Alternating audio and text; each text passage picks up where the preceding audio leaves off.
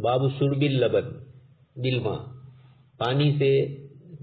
دودھ کے اندر پانی کی آمیزش کرنا، پانی کو ملانا۔ اہل عرب کے یہاں دستور تھا، عمومی طور پر یہ حضرات اس طریقے سے پانی کو ملاتے تھے دودھ کے ساتھ۔ اس میں امام بخاری رحمۃ اللہ علیہ کا ایک تو یہ اشارہ ہے کہ اگلی روایتوں میں آپ صلی اللہ علیہ وسلم نے دو چیزوں کو الگ الگ کو ملا کر استعمال کرنے سے منع فرمایا۔ یہاں دودھ اور پانی ہے، ان دونوں میں نشاور ہونے کی کیفیت نہیں ہے، دونوں مسکر ہو تو وہاں پریشانی آتی ہے، لیکن یہاں کوئی مسکر نہیں ہے، دودھ بھی نہیں اور پانی بھی نہیں۔ تو دودھ جو ہوتا تھا، ایک تو دوہنے کے وقت وہ علاقہ ہی گرم، اور دوہتے وقت ویسے بھی دودھ گرم گرم نکلتا ہے، تو پھر اس کے اندر ٹھنڈک کے لیے آپ صلی اللہ علیہ وسلم ٹھنڈا پانی استعمال فرماتے تھے۔ صحابہ کو معلوم تھا، اس لیے وہ حضرات آپ صلی اللہ علیہ وسلم کے لیے اس طرح کا انتظام فرماتے تھے۔ آگے اس کے بعد والی روایت ہے حضرت انس بن مالک رضی اللہ تعالیٰ عنہ کی، وہ فرماتے ہیں انہ رأى رسول اللہ صلی اللہ علیہ وسلم شرب لبنا۔ حضرت انس رضی اللہ تعالیٰ عنہ فرماتے ہیں کہ آپ صلی اللہ علیہ وسلم نے انہوں نے آپ صلی اللہ علیہ وسلم کو دیکھا کہ آپ دودھ تناول فرما رہے ہیں، تو پھر آپ صلی اللہ علیہ وسلم میرے گھر تشریف لائے تو میں نے آپ کے لیے بکری کو دوہا۔ حضرت انس رضی اللہ تعالیٰ عنہ فرماتے ہیں اور اس دودھ میں کنویں کا پانی ملا کر پلایا، آپ نے پیا۔ آپ صلی اللہ علیہ وسلم کی دائیں طرف ایک دیہاتی تھے اور بائیں طرف حضرت ابوبکر صدیق تھے، لیکن آپ نے بچا ہوا آپ صلی اللہ علیہ وسلم نے دودھ داہنی جانے والے کو دیا اور یہ فرمایا کہ داہنی جانے والے کا حق ہے۔ یہ روایتوں میں آپ صلی اللہ علیہ وسلم نے ذکر فرمایا، چنانچہ اہل علم بھی اسی طریقے کی چیزیں ذکر فرماتے ہیں۔ تو ایک تو دودھ اگر اس طرح کا ہے کہ جس میں پانی ملایا جائے یا اور کوئی چیز ملائی جائے تو آمیزش کی گنجائش ہے۔ آپ صلی اللہ علیہ وسلم نے خود دودھ میں پانی کا استعمال فرمایا۔ حضرت انس رضی اللہ تعالیٰ عنہ آپ کے خادم ہے، وہ جانتے ہیں کہ آپ صلی اللہ علیہ وسلم تو ایک دن حضور آپ کے حضرت انس کے یہاں پہنچے، حضرت انس رضی اللہ تعالیٰ عنہ نے بکری کو دوہا۔ حضرت انس کی عمر تو کم تھی، مراد ان کی والدہ اور ان کے گھر کے دوسرے حضرات ابو طلحہ وغیرہ آپ صلی اللہ علیہ وسلم تشریف لائے۔ حضرت انس بن مالک نے دودھ دوہا اور پھر اس کے بعد آپ صلی اللہ علیہ وسلم نے تناول فرمایا۔ داہنی جانب آپ صلی اللہ علیہ وسلم کی بائیں جانب حضرت ابوبکر صدیق تھے اور داہنی جانب کوئی دیہاتی تھے۔ کچھ لوگوں نے دیہاتی کے بجائے یہ کہا کہ نہیں حضرت خالد ابن ولید ہے، تو یہاں یہ مراد نہیں ہے، وہ کوئی دیہاتی ہی ہوں گے۔ حضرت خالد ابن ولید تو وہی مکہ مکرمہ کے اور آپ صلی اللہ علیہ وسلم کے ساتھ مکہ مکرمہ کی تہذیب وغیرہ والے، اس لیے یہاں ان کی طرف اشارہ نہیں ہے، یہ کوئی اور صاحب ہوں گے، ان کے متعلق آپ صلی اللہ علیہ وسلم نے ذکر فرمایا۔ فاعطى العربی فضلہ، دیہاتی کو آپ صلی اللہ علیہ وسلم نے اپنا بچا ہوا دیا اور پھر یہ فرمایا کہ الایمن فالایمن۔ ایک آگے روایت آ رہی ہے، حضرت عبداللہ ابن عباس رضی اللہ تعالیٰ عنہما بیٹھے ہوئے ہیں اور شیاخ قریش کے بیٹھے ہوئے ہیں۔ آپ صلی اللہ علیہ وسلم نے ان کو پوچھا کہ کیا میں ان کو دے سکتا ہوں؟ انہوں نے کہا کہ نہیں، آپ کا بچا ہوا، میں حقدار تو ہوں یعنی داہنی جانب ہوں، اور میں چاہتا ہوں کہ میں اپنے اوپر اس تبرک کے اندر کسی اور کو فضیلت نہ دوں۔ تو پھر آپ نے دے دیا حضرت عبداللہ ابن عباس کو، لیکن ہلکی سی روایت کے لفظ سے یہ پتہ چلتا ہے کہ آپ صلی اللہ علیہ وسلم نے اس کو پسند نہیں فرمایا۔ تو داہنی جانب ہی سب بیٹھے ہیں تو داہنی جانب سے شروع کیا، الگ الگ جگہ پر بیٹھے ہوئے ہیں تو پھر وہاں الگ الگ اعتبار سے داہنی سمت ہوگی۔ آگے اس کے بعد والی روایت آپ صلی اللہ علیہ وسلم، جابر بن عبداللہ فرماتے ہیں کہ آپ صلی اللہ علیہ وسلم تشریف لائے، دخل علی رجل من الانصار، ایک انصاری صحابی کے یہاں، حضرت ابو الحیثم جن کو کہا جاتا ہے، اور وہ معاہو صاحب لہو، آپ کے ساتھ آپ کے ساتھی حضرت ابوبکر صدیق رضی اللہ تعالیٰ عنہ تھے۔ آپ صلی اللہ علیہ وسلم نے ان سے فرمایا ان کان معک ماء بات هذه الليلة في شنة والا قرعناه، آپ صلی اللہ علیہ وسلم نے یہ فرمایا کہ اگر رات کا مشکیزے میں رکھا ہوا پانی ہے جو ٹھنڈا ہوتا ہے، سنت مشکیزے کو کہتے ہیں، پرانے مشکیزے کو، تو رات سے جو پانی مشکیزے میں رہتا ہے وہ ٹھنڈا ہوتا ہے۔ ہمیں یہاں بھی دیہات میں دیکھ لیتے ہیں ہم لوگ، رات کو مٹکا بل لیا جاتا ہے تو صبح میں وہ پورے دن ٹھنڈا رہتا ہے۔ تو آپ صلی اللہ علیہ وسلم نے فرمایا کہ اگر تمہارے پاس انکانا رات کا بچا ہوا ہے، انہوں نے کہا کہ جی ہاں، والرجل يحول الماء في حائطه، وہ صحابی رضی اللہ تعالیٰ عنہ اپنے باغ کے اندر پانی کو ادھر ادھر کر رہے تھے، نالیاں پانی کی سب جگہ پہنچے، اس طرح اس کی مٹی کو ادھر ادھر کرنا پڑتی ہے۔ تو وَإِلَّا قَرَعْنَاهُ، اگر ہے تب تو ہم استعمال کر لیتے ہیں، اور اگر نہیں ہے، بات علیہ اندک ماؤن بات هذه الليلة في شنة، مشکیزے میں، اور پھر اس کے بعد تمہارے پاس کوئی پانی پینے کے لیے برتن ہے تو ہمیں دیجیے، ان کا اناء فاسقنا والا کرانا، عبارت اتنی محذوف ہے کہ اگر تمہارے پاس کوئی برتن ہے تو اس میں ہم نکال کر پیئیں، اور اگر نہیں ہے تو سیدھا بھی منہ ہم اس پر ڈال سکتے ہیں مشکیزے کے ساتھ۔ تو صحابی رضی اللہ تعالیٰ عنہ نے فرمایا یا رسول اللہ انی ماء بارد، اللہ کے نبی صلی اللہ علیہ وسلم میرے پاس رات کا بچا ہوا ٹھنڈا پانی ہے، فانطلق الی العریش، آپ تشریف لے آئیے میرے چھوٹے سے جھونپڑے کے اندر، جس کو فارم ہاؤس کہا جاتا ہے، تو کھیت کے اندر وہاں عریش تھا، چھوٹا سا جھونپڑا تھا۔ انہوں نے کہا کہ اللہ کے نبی صلی اللہ علیہ وسلم آپ وہاں تشریف لے آئیے، فانطلق بہما، آپ صلی اللہ علیہ وسلم کے ساتھ دونوں صحابہ کے ساتھ وہ بھی تشریف لائے، حضرت صحابی رضی اللہ تعالیٰ عنہ بھی، جن کا نام میں نے ابھی آپ کے سامنے لیا، ہمارے محشی نے ان کا نام ابو الہیثم بن التیہان رکھا ہے، تو یہ صحابی یعنی ان کا یہ نام ذکر کیا ہے۔ تو وہ صحابی رضی اللہ تعالیٰ عنہ نے آپ صلی اللہ علیہ وسلم کو فرمایا، چنانچہ آپ صلی اللہ علیہ وسلم اور حضرت ابوبکر صدیق رضی اللہ تعالیٰ عنہ دونوں تشریف لے گئے جھونپڑی کے اندر، اور یہ فرماتے ہیں کہ آپ صلی اللہ علیہ وسلم کو آپ کے ساتھی کے ساتھ جھونپڑے میں وہ لے گئے اپنے، فسقب فی قدح، اور پھر اس کے بعد انہوں نے ایک پیالے کے اندر آپ صلی اللہ علیہ وسلم کے لیے جو پانی کی بات ہوئی تھی، وہ ایک پیالے میں آپ صلی اللہ علیہ وسلم کے لیے انہوں نے پانی نکالا، اور گھر کی پالتو بکری بھی تھی، ثم حلب علیہ من داجن لہو، گھریلو بکری کا دودھ دوہ کر لے آئے، اور پہلے آپ صلی اللہ علیہ وسلم نے پیا، ثم شرب الرجل الذی جاء معه، اور حضرت ابوبکر صدیق رضی اللہ تعالیٰ عنہ نے بھی تناول فرمایا۔ یہ قرعن کا معنی ہوتا ہے کہ مشکیزے سے پانی نکال کر استعمال کرنا، جیسے ہم لوگ برتن میں گلاس وغیرہ میں استعمال کرتے ہیں، لیکن آگے فرمایا وَإِلَّا کرانا، اگر تمہارے پاس برتن ہے تو ٹھیک ہے، ورنہ اسی مشکیزے میں ہم منہ ڈال دیتے ہیں۔ یہ مشکیزے چھوٹے ہوتے تھے، آپ صلی اللہ علیہ وسلم نے اس لیے فرمایا کہ اس کے اندر ہم منہ، اور بڑے مشکیزے میں منہ ڈالنے سے آپ نے منع فرمایا کہ ایک دم سے پانی زیادہ ہو جائے، یا پانی کے اندر کوئی کچرا وغیرہ ہو سیدھا بدن میں چلا جائے، کیڑا وغیرہ ہو چلا جائے، یا آدمی ایک دم زیادہ پانی پی لے تو پریشانی ہو جائے، ایسا بھی ہوتا ہے۔ گلاس سے تو آہستہ آہستہ اپنی مرضی کے مطابق نکالا جاتا ہے، اور مشکیزہ ہمارے قبضے میں نہیں ہوتا ہے، ایک دم سے اندیل لیا، تو چھوٹے بوتل جیسے ہوتے ہیں ان سے پانی پیتے ہیں لوگ سیدھا منہ ڈال کر تو گنجائش ہے، لیکن بڑا بوتل ہے تو پھر وہاں پریشانی یعنی کراہت پھر آتی ہے۔ تو آپ صلی اللہ علیہ وسلم نے یہ فرمایا کہ اگر تم ہمیں پلا دیتے ہو برتن وغیرہ کے ذریعے تب تو اس سے پیئیں گے، ورنہ ہم بے تکلف ہے، نبی ہو کر آپ صلی اللہ علیہ وسلم نے بے تکلفی اور سامنے والے کے سامنے کوئی یہ کرنا وہ کرنا، یہ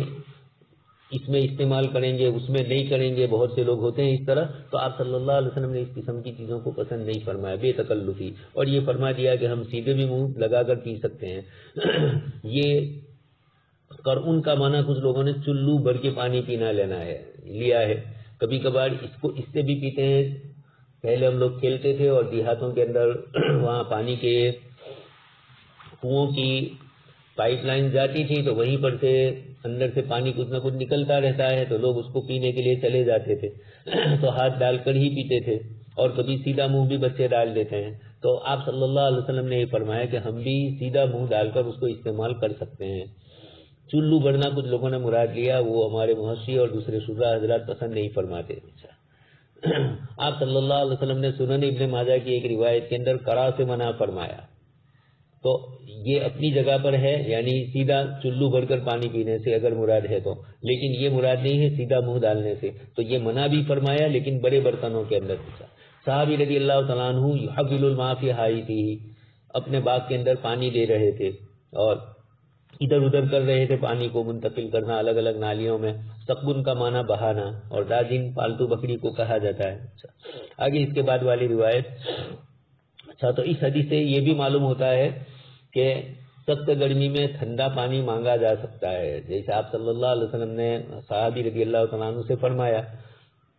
کہ رات کا اس طرح کا، تو فریز کا پانی اگر کسی کے پاس مانگ رہے ہیں، فریز کا انتظام ہے اس بیچارے کے یہاں، اب تو عموماً ہو گیا ہے، لیکن یہ بھی نہیں ہے کہ اس کے پاس انتظام نہ ہو، آپ زبردستی کریں، پھر اس طرح کا پانی بھی پیا جا سکتا ہے۔ لیکن آپ صلی اللہ علیہ وسلم کو معلوم تھا کہ کھیت والے عمومی طور پر اس طریقے سے ٹھنڈا پانی رکھتے ہیں، تو آپ صلی اللہ علیہ وسلم نے یہ فرمایا۔ کھانا بطور ضیافت کے کوئی پیش کریں تو اس کی تحقیق نہیں کرنی چاہیے کہ یہ حلال ہے یا حرام، خاص کر کے ایسے لوگ جن کے متعلق جن کی روزی روزگار کا ہمیں پتہ ہے، ہاں جن کا اکثر مال حرام کا استعمال ہوتا ہے، وہاں پریشانی تھوڑی ہوتی ہے۔ کچھ ساتھیوں کے یہاں بے تکلف بھی جایا جا سکتا ہے، جیسے آپ صلی اللہ علیہ وسلم بے تکلف اپنے صحابی رضی اللہ تعالیٰ عنہ کے یہاں گئے، بلکہ وہ اپنے لیے زندگی کے بعد کے دنوں میں حضور کے جانے کے بعد فخر محسوس کرتے تھے کہ میرے اس باغ میں اللہ کے نبی تشریف لائے، میرے اس گھر میں اللہ کے نبی تشریف لائے۔ بڑی عمر کی عورتیں بھی جب اپنی بچیوں کو کوئی بات کہتی ہے تو کہ اللہ کے رسول نے ایسا فرمایا، ایسا کیا، یہ استعمال فرمایا ہمارے گھر میں، تو صحابہ اس کو اپنے لیے باعث سعادت سمجھتے تھے۔ باب شراب الحلوہ والعسل، میٹھی چیز اور شہد کا استعمال، آپ صلی اللہ علیہ وسلم نے اس کو بھی استعمال فرمایا ہے۔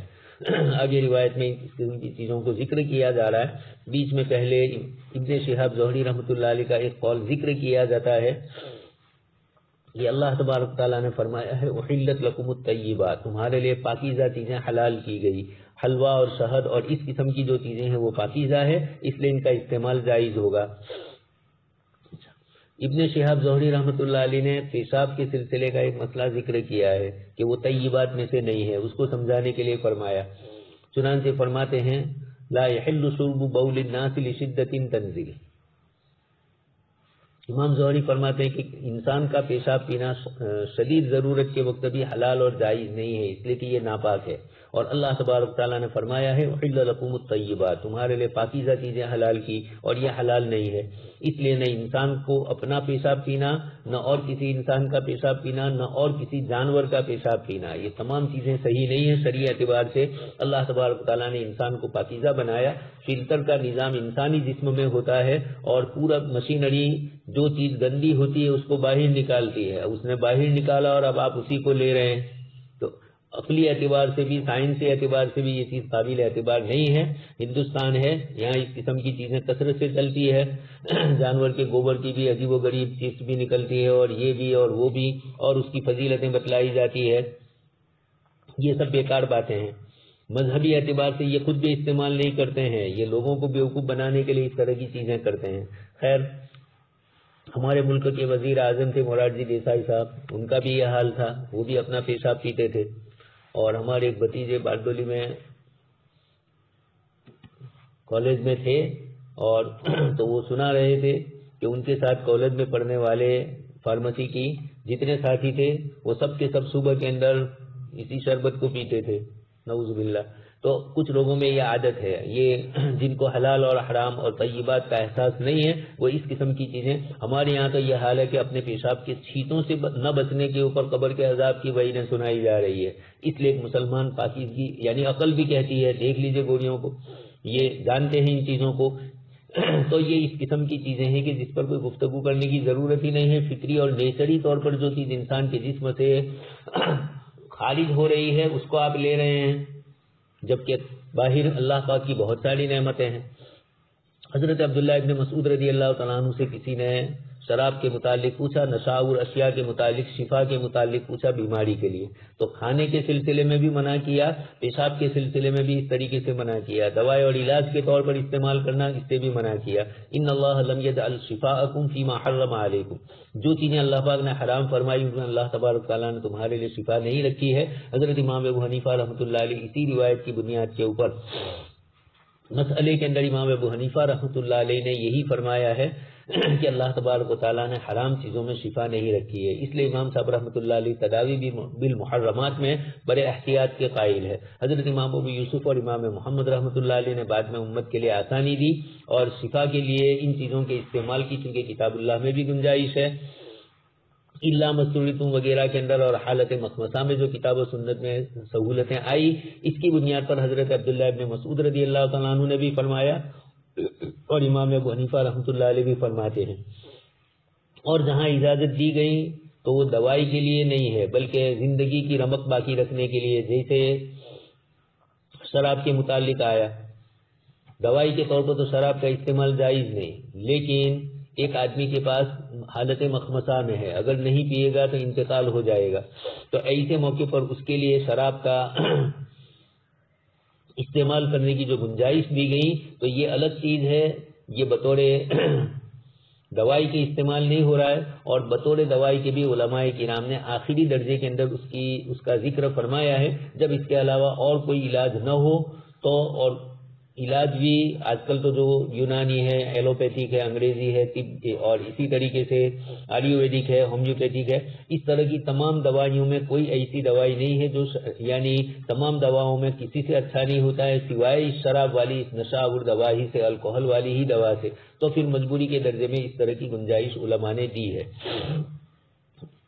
حضرت عبداللہ ابن مسعود رضی اللہ تعالیٰ عنہ نے اس کے جواب میں جو فرمایا کہ حرام چیزوں میں شفا نہیں رکھی ہے، تو مسئلے کے اعتبار سے تو یہی ہے،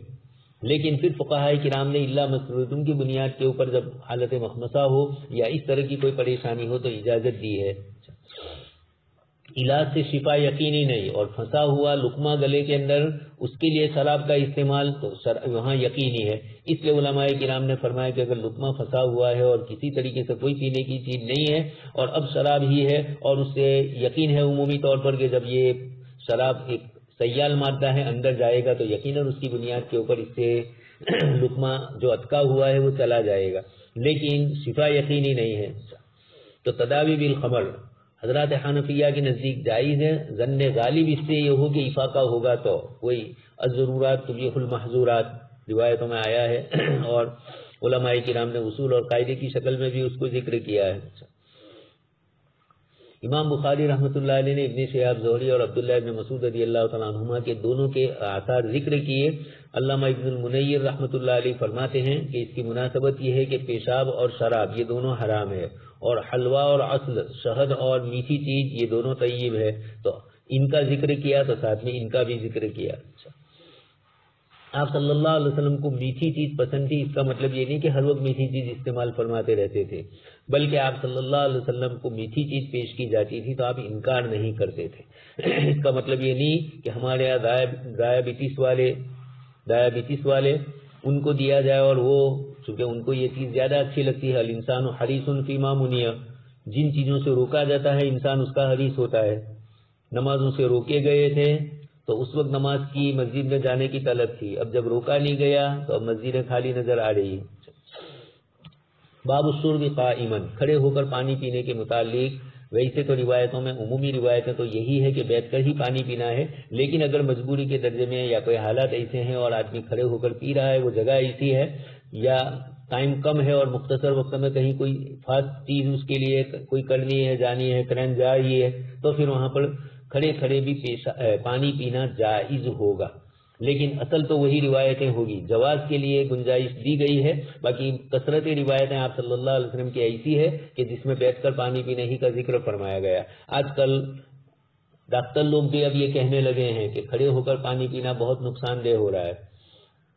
خاص کر کے گھٹنوں کی جو تکلیف والے ہیں یہ کہتے ہیں کہ یہ کھڑے کھڑے پانی نہ پیے بلکہ بیٹھ کر ہی پانی پیے، واللہ عالم۔ لیکن یہ ہے کہ ہمیں تو اللہ کے رسول صلی اللہ علیہ وسلم نے روایتوں میں منع فرمایا، اللہ کے نبی طب ظاہری اور طب باطنی دونوں لے کر آئے تھے، لیکن روایتوں میں جو اشارے فرمائے کہیں کہیں دنیاوی اعتبار سے بھی مصالح ذکر کر دی، اور عمومی طور پر اخروی اعتبار کی مصلحتیں زیادہ ہے۔ حکم کو حکم سمجھ کر ماننا ہے آپ صلی اللہ علیہ وسلم کا، طب کی بنیاد پر اس کو نہیں ماننا ہے، لیکن یہ بھی ایک رغبت دلانے والی چیز ہے طب والی، اس لیے اللہ کے رسول صلی اللہ علیہ وسلم نے کچھ موقعوں کے اوپر اس طرح بھی فرمایا۔ اتی علی علی باب الرحبتی، عبد الملک ابن میسرہ فرماتے ہیں، حضرت نزال سے روایت کرتے ہیں کہ حضرت علی رضی اللہ تعالیٰ عنہ کوفہ کی مسجد کے چبوترے کے دروازے پر تشریف لائے، چبوترا تھا وہاں بیٹھے، فشرب قائما، اور کھڑے ہو کر آپ نے پانی پیا، تو اور پھر فرمایا بھی کہ کچھ لوگ کھڑے کھڑے پانی پینے کو مکروہ جانتے ہیں، لیکن میں نے اللہ کے رسول صلی اللہ علیہ وسلم کو دیکھا ہے کہ آپ نے ایسا ہی فرمایا جیسے تم نے مجھے دیکھا کھڑے ہو کر پانی پی۔ یہ گویا بیان جواز کے لیے حضرت علی رضی اللہ تعالیٰ عنہ نے کیا تھا۔ کچھ چیزوں کے اندر کچھ لوگ مبالغہ آرائی کرتے ہیں، ایک مستحب چیز کو واجب کا درجہ دے دیں، یا کوئی مجبور ہے پھر بھی اس کو گنجائش نہ دیں، تو ایسے موقع پر اہل افتاء اور اہل اجتہاد حضرات اس طرح کا عمل کر کے لوگوں کو بتلاتے ہیں اس کا گریڈ کہ یہ کس درجے کا ہے۔ جہاں کثرت سے کھڑے ہو کر ہی پینے کا معمول جیسے ہمارے یہاں، تو یہاں بیٹھ کر پینا ہوگا تاکہ لوگوں کو بتلایا جائے کہ کھڑے ہونے کے مقابلے میں بیٹھنا ہی افضل آپ صلی اللہ علیہ وسلم نے ذکر فرمایا۔ بہت ساری روایتیں ہیں جس میں آپ صلی اللہ علیہ وسلم نے ممانعت بھی فرمائی، نہا ان یشرب الرجل قائما، اسی طریقے سے لا یشربن احد منکم قائما، بلکہ یہاں تک فرمایا کہ اگر بھول سے پی لیا ہے تو اس کو طے کر لے اس سے اور نکال لے اس کو۔ ایک آدمی کو کھڑے ہو کر پانی پیتے ہوئے دیکھا تو آپ صلی اللہ علیہ وسلم نے فرمایا کیا کرو، انہوں نے وجہ پوچھی تو آپ نے فرمایا کہ کیا تم کو یہ پسند ہے کہ بلی تمہارے ساتھ پانی پیے؟ انہوں نے کہا نہیں، تو آپ نے فرمایا کہ پھر یہ شیطان تو اس سے برا ہے، جب تم کھڑے ہو کر پانی پیتے ہو تو شیطان تمہارے ساتھ شریک ہوتا ہے۔ لیکن مجبوری وغیرہ کے موقع پر آپ صلی اللہ علیہ وسلم نے خود کھڑے ہو کر کئی مقامات پر استعمال فرمایا ہے، اس لیے جواز والی روایتیں بھی ہے، اس لیے کراہت تنزیہی رہے گی، تحریمی نہیں کہا جائے گا۔ لیکن عادت ڈال دے اور غیروں کی نقالی کرے، بائیں ہاتھ سے پانی پیتے ہیں، داہنے ہاتھ سے بھی نہیں پیتے ہیں اور کھڑے کھڑے پیتے ہیں، تو کھانے کی چیزیں، پینے کی چیزیں، ان کا ادب اور ان کا احترام بھی ملحوظ رکھنا شریعت میں پسندیدہ سمجھا گیا ہے۔ تو صحابی رضی اللہ تعالیٰ عنہ نے آپ صلی اللہ علیہ وسلم کو کھڑے ہو کر بھی پیتے ہوئے دیکھا ہے اور بیٹھ کر بھی پیتے ہوئے دیکھا ہے، تو تعارض یہی دور ہوگا کہ آپ صلی اللہ علیہ وسلم نے جن روایتوں کے اندر منع فرمایا کھڑے ہو کر پینے سے یہ عام روایتیں ہیں، اور کہیں کہیں آپ نے خود استعمال فرما دیا بیان جواز کے لیے کہ اگر کسی کو مجبوری ہے اور اس طریقے سے استعمال کر رہا ہے تو کوئی حرج نہیں ہے۔ تو کثرت سے اس طرح کی روایتیں آئی ہیں کہ کھڑے ہو کر پینے میں صحت کے اعتبار سے بڑا ضرر ہوتا ہے، یہ تو ہے ہی، لیکن آپ صلی اللہ علیہ وسلم نے صرف ظاہری صحت کو نہیں دیکھا ہے، ورنہ پھر ہر چیز میں لوگ اس کو تلاش کرتے ہیں کہ اللہ کے نبی صلی اللہ علیہ وسلم نے ایسا کیوں فرمایا ہوگا، تو آپ صلی اللہ علیہ وسلم نے اس روایت میں یہی فرمایا۔ اس کے بعد والی روایت ہے حضرت علی بن ابی طالب والی، وہ یہی ہے انہ صلی الظہر ثم قعد فی حوائج الناس فی رحبۃ الکوفہ، کوفہ کی مسجد کے صحن میں آپ تشریف فرما ہے، عصر کی نماز کا وقت آ گیا، پھر آپ نے پانی منگوایا، پیا، وغسل وجہہ ویدیہ، اور آپ نے اپنے ہاتھ کو بھی دھویا، اپنے چہرے کو بھی دھویا، وذکر رأسہ ورجلیہ ثم قام فشرب، اور راوی نے ذکر کیا، آدم جو اس روایت کے راوی ہے،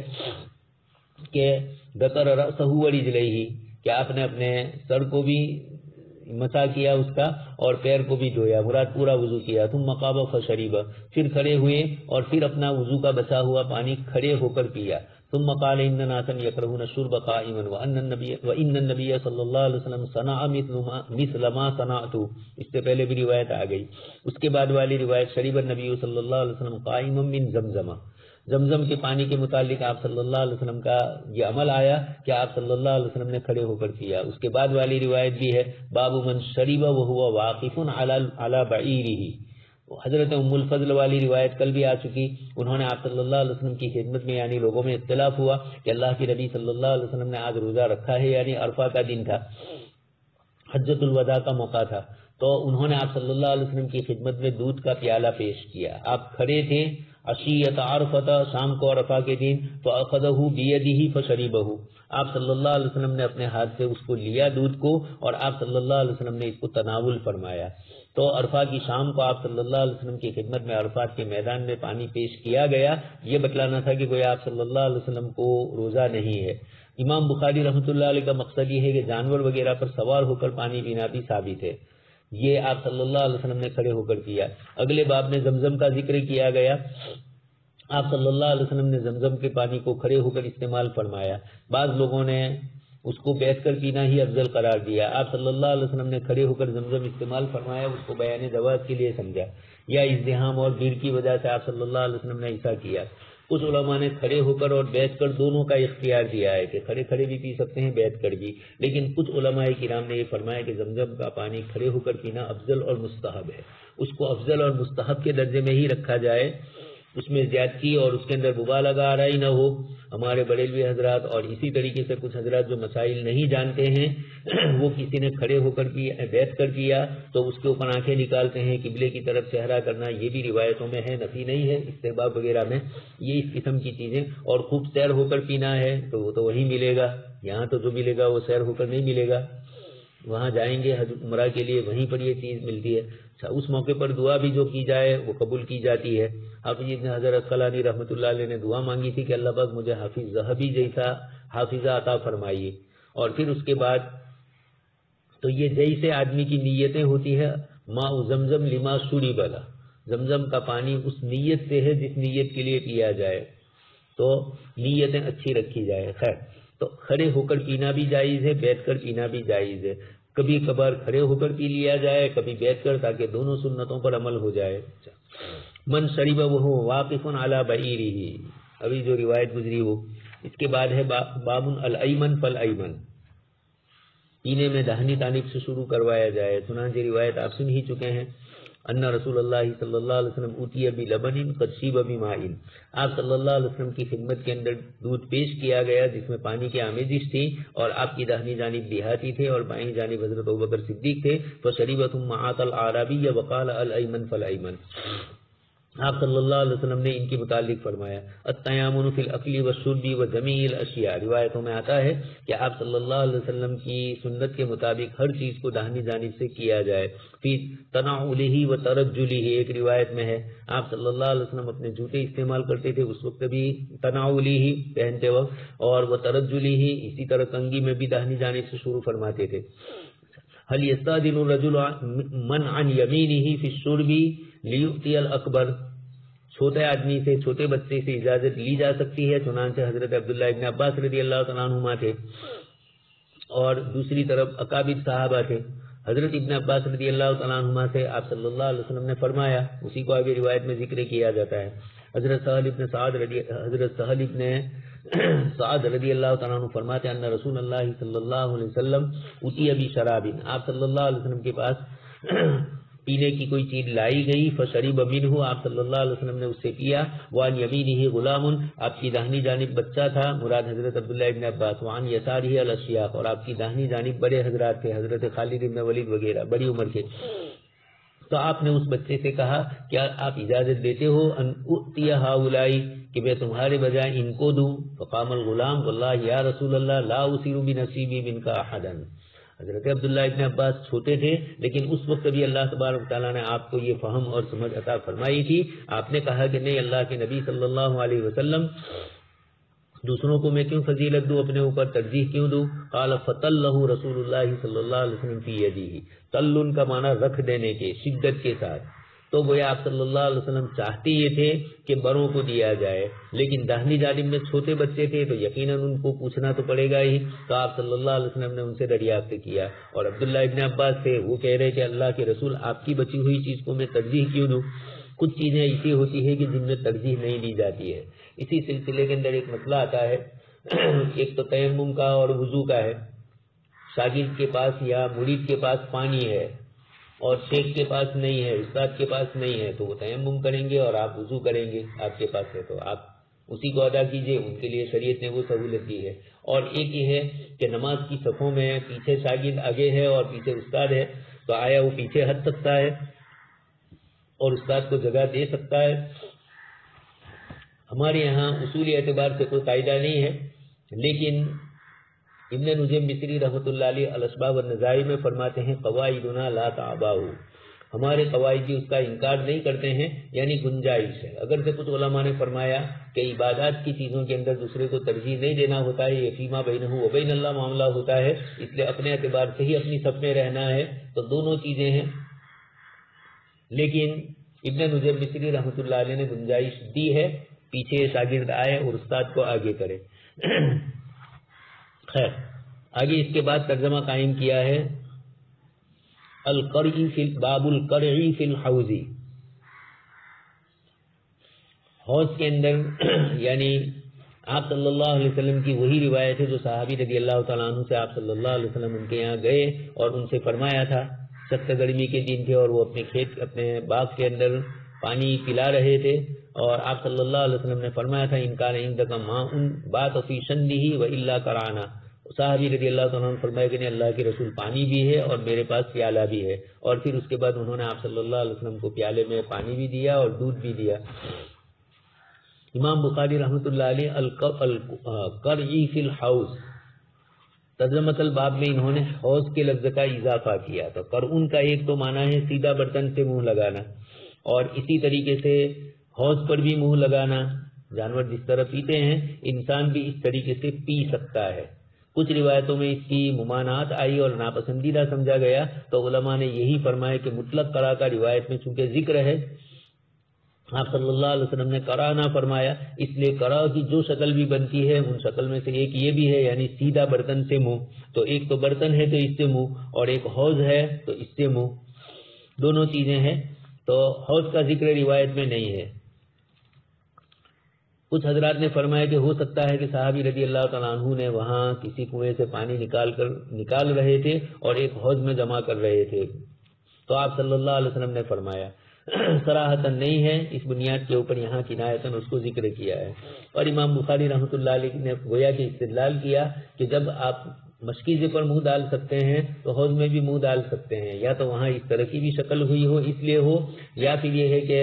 مطلق عمومی طور پر امام بخاری رحمۃ اللہ علیہ فرمانا چاہتے ہیں۔ خدمت الصغار الکبار، 1200-1300 سال پہلے کے یہ واقعات ذکر کیے جاتے ہیں، اور امام بخاری رحمۃ اللہ علیہ بھی ان کا زمانہ بھی قریب قریب وہی تھا،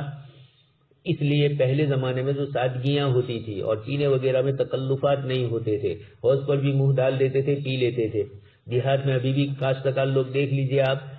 جو جس طریقے سے آیا اس طرح پی لیتے ہیں، تو دوسرے لوگ اس طرح استعمال نہ کریں، لیکن جن کو عادت ہے اور جو اس طریقے سے کھیت وغیرہ میں کام کرتے ہیں، یہ اس قسم کی چیزوں میں عیب نہیں سمجھتے ہیں۔ عام احوال میں تو مہذب ہو کر ہی پینا ہے، اس لیے کہ حوض میں بھی منہ ڈال کر کبھی کبھار خطرہ ہو جاتا ہے گر جانے کا، یا زیادہ پانی آ جانے کا، یا کچرا، اس لیے عام متن تو نہ پیے، لیکن اگر کبھی موقع آیا تو اس کو اپنی شان کے خلاف نہ سمجھا جائے۔ باب خدمت الصغار الکبار، بڑے لوگوں کی خدمت چھوٹوں کی طرف سے ہوتی ہے۔ صحابی رضی اللہ تعالیٰ عنہ حضرت انس رضی اللہ تعالیٰ عنہ کی روایت ذکر فرمائی، اور اس کے اندر شراب کا ذکر ہے، اس نسبت سے اشربا میں اس روایت کو لائے کہ سمیت انس رضی اللہ تعالیٰ عنہ، حضرت معتمر اپنے والد سے نقل کرتے ہیں کہ میں نے حضرت انس رضی اللہ تعالیٰ عنہ سے سنا، وہ فرماتے تھے کہ کنت قائما علی الحی اسقیہم، میں اپنے خاندان والوں کے سامنے تھا اور میں ان کو شراب پلا رہا تھا، میں سب سے کم عمر تھا، وَأَنَا أَصْغَرُهُمْ الفضی، اور اس وقت جو شراب کی عمومی طور پر وہ کچی پکی کھجوروں سے تھی، اتنے میں فقیل حرمت الخمر، آواز آئی کہ شراب حرام کی گئی، تو فرمایا فقال اکفیہا فکفانا، حضرت انس رضی اللہ تعالیٰ عنہ سے ابو طلحہ نے فرمایا کہ اس کو جو شراب ہے ان سب کو پھینک دیجئے، تو چنانچہ فرماتے کہ میں نے وہ سب اڈیل لی۔ سلیمان معتمر، جو سلیمان ہے معتمر کے والد، وہی فرماتے ہیں کہ میں نے حضرت انس سے پوچھا کہ یہ شراب کس چیز سے بنائی جاتی تھی، تو وہی فرمایا رطبن و بسرن، کچی پکی کھجوروں کی۔ روایت کے راوی ابو بکر ابن انس ہے، وہ فرماتے ہیں وکانت خمرہم، وہی ان دنوں میں ان کی شراب ہوتی تھی۔ آگے اس کے بعد ابو بکر ابن انس تو حضرت انس رضی اللہ تعالیٰ عنہ کے صاحبزادے ہیں، انہوں نے مزید اس چیز کا اضافہ کیا، حضرت انس تشریف فرما ہے، فلم ینکر انس، حضرت انس رضی اللہ تعالیٰ عنہ نے اس کا انکار نہیں کیا۔ مراد یہ ہے کہ حضرت انس نے اپنے بیٹے نے جو بات کہی اس کی تصریح کی، اس لیے کہ حضرت انس رضی اللہ تعالیٰ عنہ ہی سے بار بار یہ روایت انہوں نے سنی ہوگی۔ وحدثنی بعض اصحابی، اور میرے کچھ ساتھیوں نے فرمایا انہ سمع انسا یقول کانت خمرہم یومئذ، یہی اس دن ان کی شراب ہوتی تھی۔ تو حضرت انس رضی اللہ تعالیٰ عنہ کی یہ روایت اس سے پہلے بھی آ چکی ہے، جس کے اندر حضرت انس رضی اللہ تعالیٰ عنہ نے فرمایا کہ میں ان کی خدمت کرتا تھا، تو چھوٹے بڑوں کی خدمت کرے یہ بھی آ گیا، اور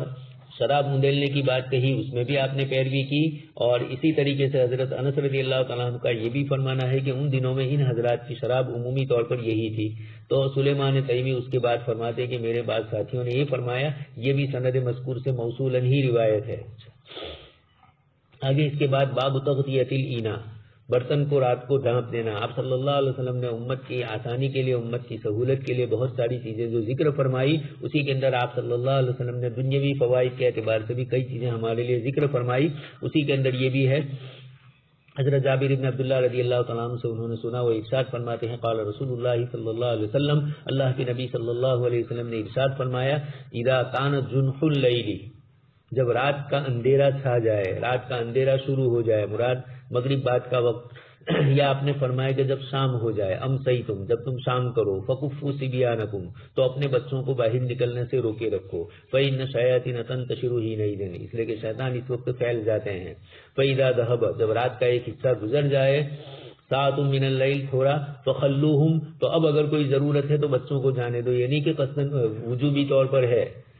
تو مغرب سے پہلے، مغرب کی اذان سے پہلے پہلے بچوں کو گھروں میں بلا لو، اس لیے کہ شیطان جانوروں کے ساتھ شام کو واپس آتے ہیں، کھیت وغیرہ سے جانور، تو ان کے ساتھ شیاطینی قوتیں بھی آ جاتی ہے، تو شیطان شام کے وقت مغرب سے پہلے پہلے آ جاتے ہیں، اور پھر تھوڑی دیر کے بعد بچوں کو اجازت دی جانے کی، اس لیے کہ اب شیاطین ادھر ادھر جو منتشر ہوئے تھے وہ اپنی اپنی جگہ لے لی انہوں نے، اور گھر کا دروازہ بند کرو اللہ کا نام لے کر، یہ آپ صلی اللہ علیہ وسلم نے فرمایا،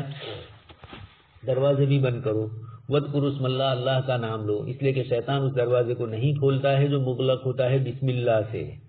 دوسرے دروازوں کو تو وہ کھول سکتا ہے لیکن اللہ کا نام لیا ہوا دروازہ ہوتا ہے تو پھر شیطان کی وہاں جانے کی ہمت نہیں ہوتی ہے۔ تو اب پھر اس کے بعد اور بھی فرمایا خَمِّرُوا آنِيَتَكُمْ، اچھا اوقوا قِرَبَكُمْ، اور اسی طریقے سے تمہارے مشکیزوں کا منہ باندھ لو، اوقا یوکی کا باندھنا، اچھا وَاذْكُرُوا اسْمَ اللَّهِ، اس پر بھی اللہ کا نام لو، وَخَمِّرُوا آنِيَتَكُمْ، اور برتنوں کو بھی ڈھانپو، اس پر بھی اللہ کا نام لو، ڈھکن نہ ہو وَلَوْ أَن تَعْرُضُوا عَلَيْهَا شَيْئًا، چھوٹی سی کوئی لکڑی وغیرہ بھی اس پر رکھ دی جائے، وَأَطْفِئُوا مَصَابِحَكُمْ، اور تمہارے چراغ کو بجھا دو، یہ سب چیزیں اللہ کے نبی صلی اللہ علیہ وسلم نے ذکر فرمایا۔ اس کے بعد والی روایت میں بھی آپ نے فرمایا،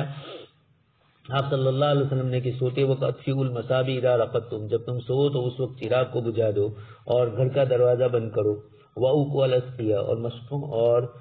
مشکیزیں وغیرہ جو بھی ہو ان کا منہ بند رکھو، وخمروا الطعام، کھانے پینے کی چیزوں کو بھی ڈھانپو، والشراب، کھانے اور پینے کی، واحسبوہ، حضرت جابر رضی اللہ تعالیٰ عنہ فرماتے ہیں کہ آپ صلی اللہ علیہ وسلم نے شاید غالباً ولو بعود تعرضه علیہ کا جملہ بھی فرمایا کہ لکڑی ہی اتنی کیوں نہ ہو جو چوراہے میں آ جائے۔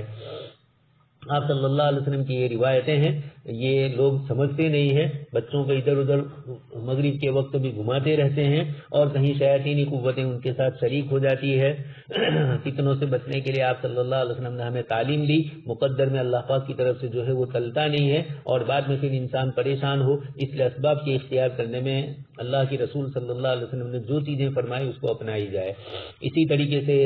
گھروں کے دروازے بھی بند کرنا اور بسم اللہ بول کر، تو شیاطینی قوتیں بھی نہ آئے اور دوسرے چور وغیرہ بھی نہ آئے، دونوں چیزیں گھروں کے دروازوں سے ہوگی۔ اوقوا قِرَبَكُمْ، اور آپ صلی اللہ علیہ وسلم نے مشکیزوں کو بھی بند کرنے کا کہا، کھلے ہیں تو کہیں چوہے گھر میں پھر رہے ہیں، کہیں چھپکلیاں پھر رہی ہے، شیطانی قوتیں پھر رہی ہے، یہ اس طریقے سے مشکیزے کے اندر اس کا بھی اثر اور ان کی بھی اثرات بد آ سکتے ہیں۔ آپ صلی اللہ علیہ وسلم نے فرمایا کہ اگر بند کرنے کی کوئی چیز نہیں ہے تو کم سے کم لکڑی بھی اس کے اوپر رکھ دو چوراہے کے اندر، تاکہ آپ کو اطمینان ہو جائے اور اللہ پاک کی طرف سے اس کا انتظام ہو جائے۔ ایک روایت آپ سن چکے ہیں، سال میں ایک رات ایسی آتی ہے جس کے اندر وبائیں نازل ہوتی ہے اور ہر کھلے برتن میں داخل ہو جاتی ہے، تو آپ صلی اللہ علیہ وسلم نے پورے سال ہمیں فرمایا کہ اس طرح کرو۔ یہ بھی ایک سائیکولوجیکل بھی ہے، نفسیاتی طور پر بھی سمجھانا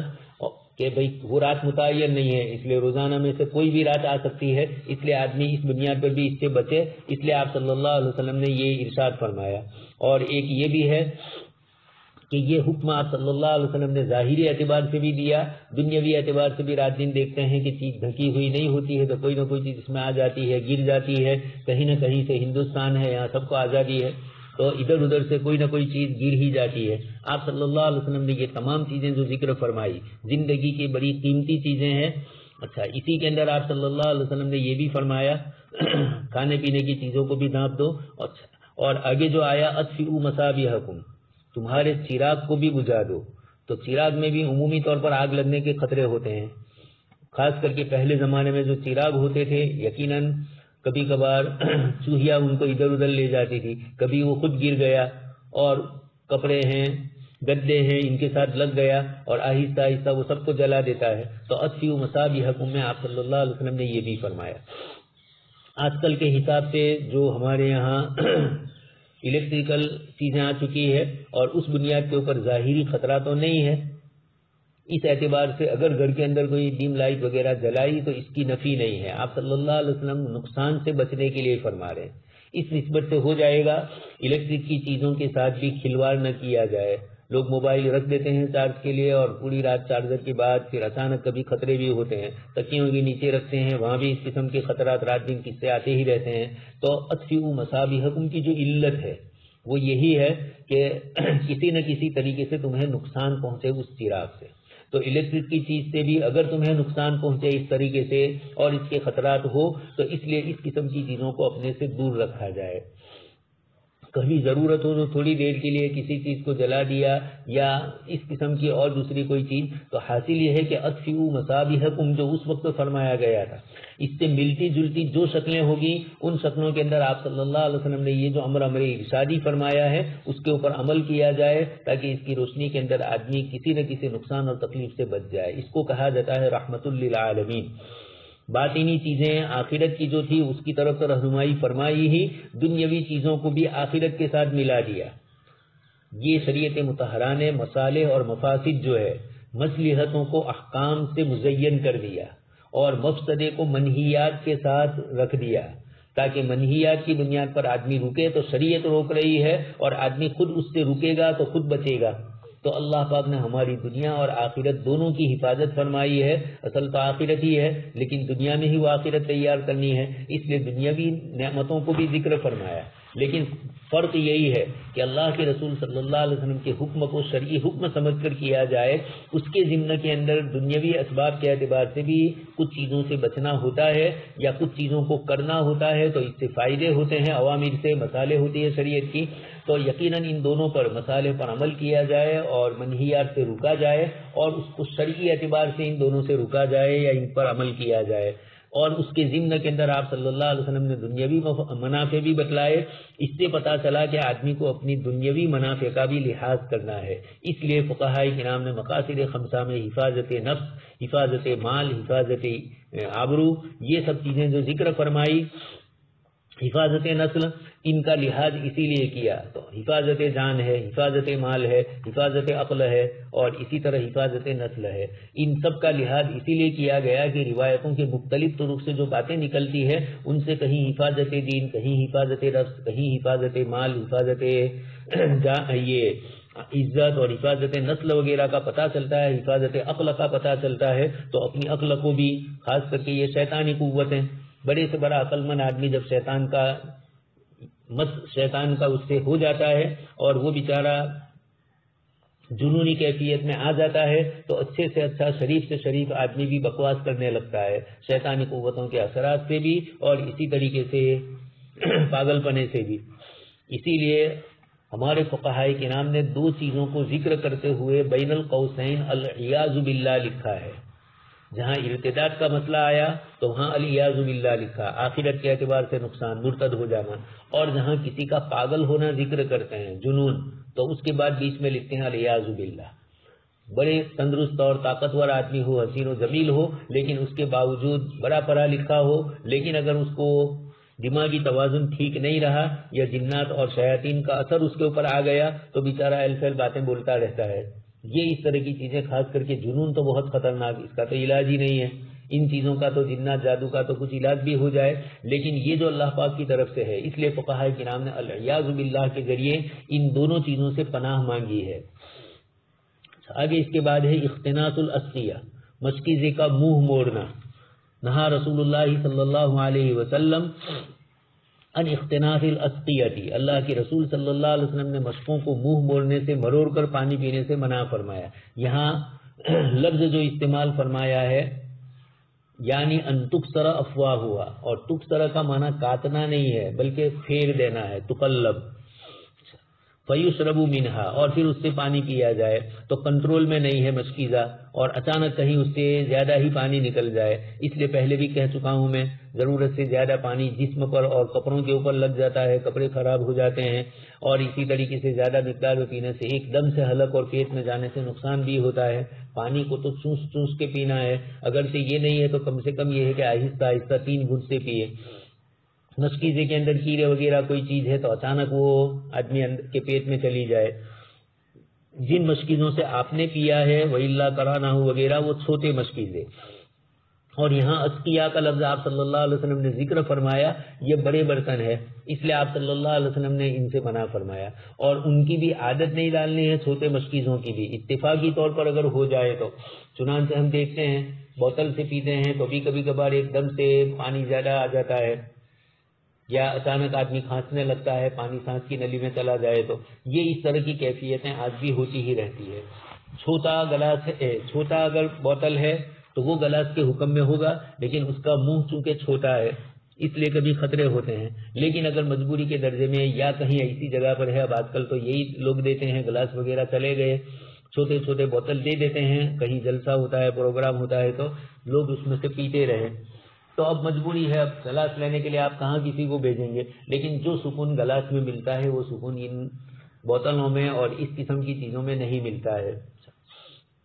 اسی طرح پینے کی جو جوس وغیرہ اور شربت وغیرہ ہے ان کے لیے بھی ایسا گلاس ہو کہ اطمینان سے آدمی پی سکے تو سکون سے پیتا ہے، یہ چیزیں سکون کی ہے۔ اللہ کے نبی صلی اللہ علیہ وسلم نے اسی لیے اس قسم کی چیزیں ذکر فرمائی۔ آگے اس کے بعد دوسری روایت میں بھی آپ صلی اللہ علیہ وسلم نے یہی فرمایا، اختناث الاسقیہ، اختناث کا یہی معنی ہے، باب افتعال سے ہے، اس کا معنی موڑنے کا آتا ہے۔ حدیث شریف میں تکسر افواہ ہوا ہے، کثرت سے توڑنا مراد نہیں بلکہ موڑنا ہی مراد ہے۔ دوسری حدیث میں شرب من افواہہا، اس کی تشریح بھی ہے، اس کے منہ سے پینا۔ یہ روایت میں راوی فرماتے قال معمر وغیرہ هو الشرب من افواہہا۔ عبداللہ ابن مبارک رحمۃ اللہ علیہ فرماتے ہیں امام معمر کے حوالے سے کہ معمر نے یا کسی اور نے مجھے یہ کہا، اور پھر اس کے بعد کیا کہا اس کو ذکر فرمایا۔ اچھا آگے اس کے بعد والی روایت حدثنا ایوب قال لنا اکرمۃ الا اخبرکم باشیاء قصار حدثنا به ابو ہریرہ۔ حضرت ابو ہریرہ رضی اللہ تعالیٰ عنہ نے ہمیں چند چیزیں ذکر فرمائی، چھوٹی چھوٹی چیزیں ہیں لیکن ان چھوٹی چیزوں میں زندگی کے آداب اور اصول ہے۔ اس سے یہ بھی معلوم ہوا کہ ان چیزوں کو چھوٹی نہ سمجھا جائے، بلکہ یہ جو چھوٹی چھوٹی چیزیں ہیں یہی زندگی کے آداب اور اصول سکھلا کر ہمیں ایک صحیح چیز کی طرف رہنمائی کرتی ہے، تو اس لیے فرمایا، اس لیے چھوٹی چیزوں کو معمولی نہ سمجھا جائے۔ تو ابو ہریرہ رضی اللہ تعالیٰ عنہ نے نہا رسول اللہ صلی اللہ علیہ وسلم عن الشرب من فمل خربتی او السقا، آپ صلی اللہ علیہ وسلم نے چھوٹے مشکیزے یا بڑے مشکیزے ان میں آپ صلی اللہ علیہ وسلم نے منع فرمایا۔ خربتن صرف پانی کے لیے استعمال ہوتا تھا، اس کو کہا جاتا ہے، اور سقا جو بولا جاتا ہے پانی دودھ وغیرہ دونوں کے لیے استعمال کیا گیا۔ اچھا وَأَن يَمْنَعَ جَارَهُ أَن يَغْرِزَ خَشَبَةً فِي جِدَارِهِ،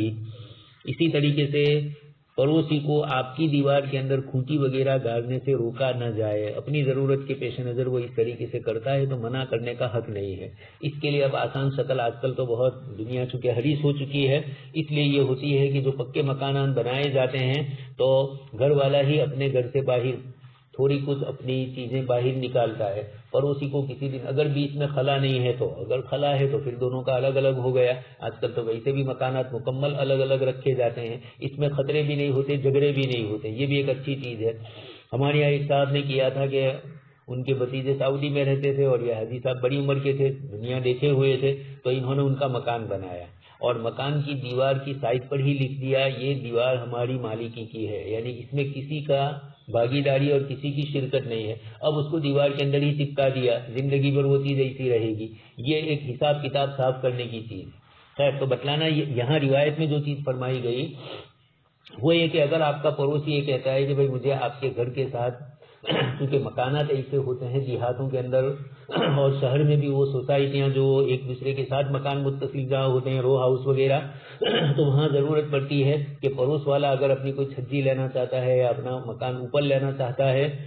تو ایک دم تو لے نہیں سکتا۔ آج کل کی یہ جو تعمیرات ہے اس کے اندر سلیے نکالنے پڑتے ہیں اور اس کے ساتھ اس کو ملانا پڑتا ہے، تو اب کبھی کبھار وہ اس طریقے کی چیزیں آپ سے اجازت مانگتا ہے کہ بھائی آپ جب مکان لے رہے ہیں تو آپ کے سلیے تھوڑے آگے کیجیے تاکہ کسی دن مجھے ضرورت پیش آئے تو یہ کبھی دیواروں کے مسئلے ہوتے ہیں، تو خیر دیواروں کے مسئلے تو عمومی طور پر یہی ہوتا ہے، دیوار لینی ہوتی ہے یا دیوار گر گئی ہے تو اب دونوں ہی طرف ہمارے یہاں دیہاتوں میں یہ ہوتا ہے، ادھر سے بھی گری نہ ادھر سے بھی گری، تو اب یہ ہے کہ دونوں کے بیچ میں وہ دیواریں عموماً دیہاتوں میں ہوتی ہے، شہروں میں بھی عموماً دونوں کے بیچ میں کبھی کبھار کسی کی ذاتی ملکیت کی ہوتی ہے تو اس کی پوری مکمل مرمت اسی کے ذمہ ہوگی، لیکن یہ جو مشترک ہوتی ہے اس کے اندر جھگڑے ہوتے ہیں، پڑوس والا یہ کہتا ہے کہ میں پیسے نہیں دوں گا یا مجھے ابھی سہولت نہیں ہے، اس طرح کی چیزیں بھی پیش آتی ہے. لیکن خیر یہاں یہ بات ہے کہ اگر آپ کے مکان کے ساتھ اس کو پھوٹی وغیرہ یا اس کے اندر کیلا وغیرہ یا آج کل کی اصطلاح کے اعتبار سے سلیے وغیرہ کی ضرورت پیش آئے تو آپ اس کو دیجئے،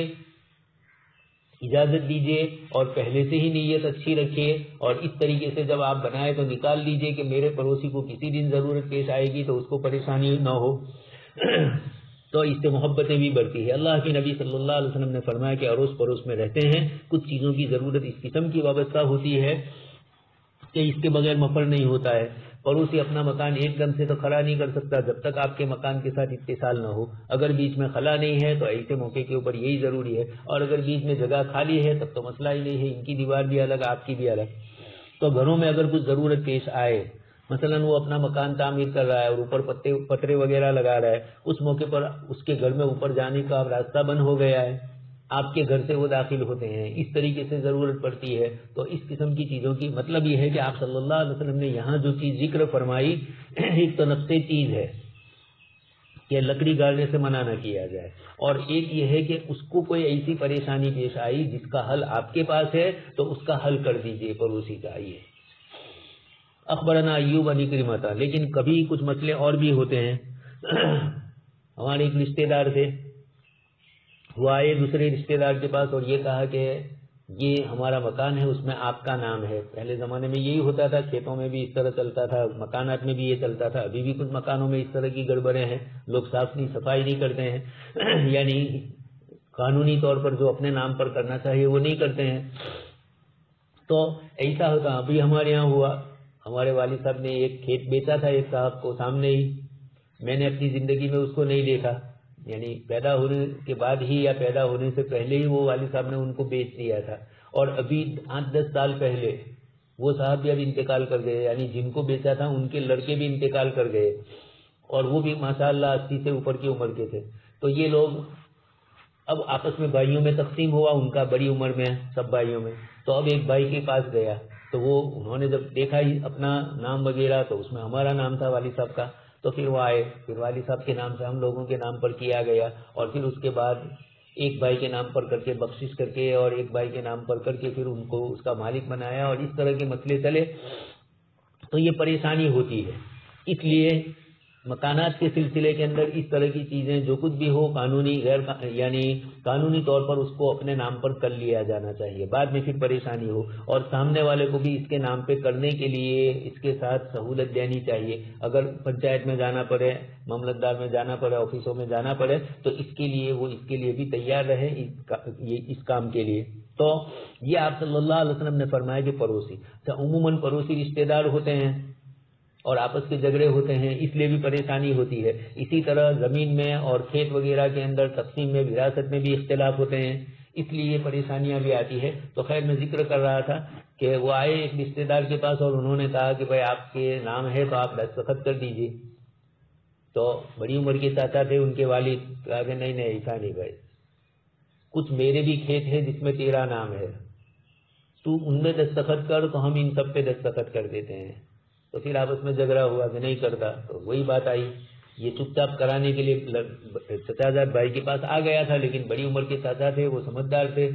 کہ آج میرے لڑکے کو اس کو ضرورت پڑی تو میرے گھر آیا ہے، تو کل میرے لڑکے کو بھی تو ضرورت پڑے گی، اس لیے کہ کھیت کے اندر مکان میں ادھر ادھر سب کے نام مشترک ہوتے ہیں. تو یہ آپس میں کمپرومائز کرنا ہوتا ہے، آپس میں افہام و تفہیم سے کام لے کر سمجھداری سے کام کرنا ہے. حدیث شریف میں پڑوسی کو ستانے کی اور پڑوسی سے کسی طرح کی تکلیف میں اس کی تکلیف کو دور کرنا یہ محبوب سمجھا گیا ہے. یہ سماجی زندگی کے مسائل ہے، رات دن لوگ اسی کے اندر الجھتے ہیں. نہن نبی صلی اللہ علیہ وسلم یشرب من فی السقا، آپ نے منع فرمایا، یہ روایت سن چکے ہیں. اسی طرح اس کے بعد والی روایت میں بھی باب النہی عن التنفس فی الاناء،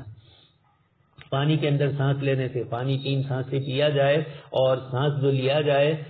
تو اس کو پانی ہی کے اندر، یعنی وہیں ناک سیدھا ہی ہو، اس طریقے سے نہ کیا جائے بلکہ گلاس کو اپنے منہ سے الگ کیا جائے. یہ سب چیزیں آپ صلی اللہ علیہ وسلم نے بتلائی تھی. کورونا نے اب لوگوں کو زیادہ وضاحت کر کے بتلا دیا ان سب چیزوں کو. اذا شرب احدکم فلا يتنفس فی الاناء،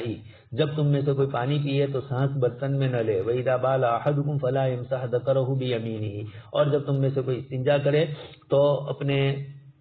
ذکر کو داہنے ہاتھ سے نہ چھوئے. داہنا ہاتھ اللہ تبارک و تعالیٰ نے دوسرے اچھے کاموں کے لیے رکھا ہے، اور ویسے بھی اس سے کھیلنا حدیث شریف میں اس قسم کی چیزوں سے منع فرمایا ہے. شیطان اس سے کھیلتا ہے. اس طرح وہاں حل ہی الا بضعۃ منک کا یہ ایک الگ چیز ہے، اور یہاں جو گفتگو ہے وہ دوسری ہے. وَإِذَا تَمَسَّ أَحَدُكُمْ فَلَا يَتَمَسَّحْ بِيَمِينِهِ.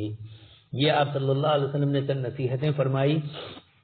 برتن میں سانس لینے سے آپ صلی اللہ علیہ وسلم نے 3 سانسیں استعمال کرنے کا ذکر فرمایا. ایک سانس میں پینا صحیح نہیں فرمایا. البتہ سانس برتن کے اندر نہ لیا جائے بلکہ برتن کو منہ سے الگ کر کے سانس لیا جائے، یہ آپ صلی اللہ علیہ وسلم نے فرمایا. پانی پینے کا مستحب طریقہ آپ جانتے ہی ہیں،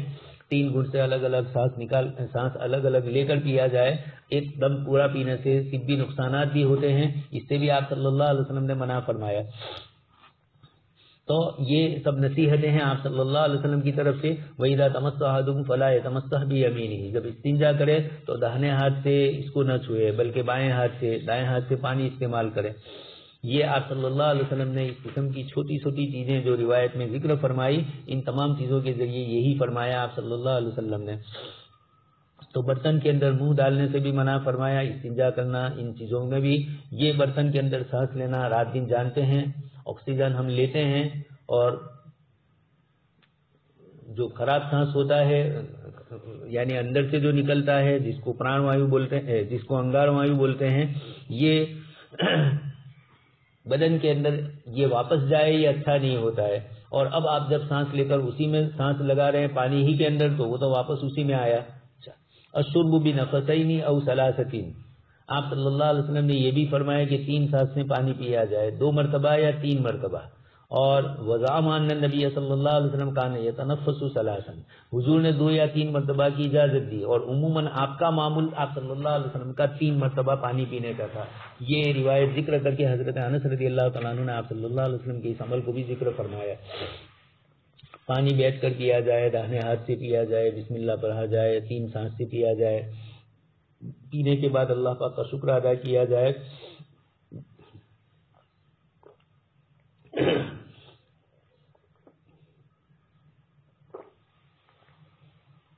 الحمد للہ الذی اطعم وسقى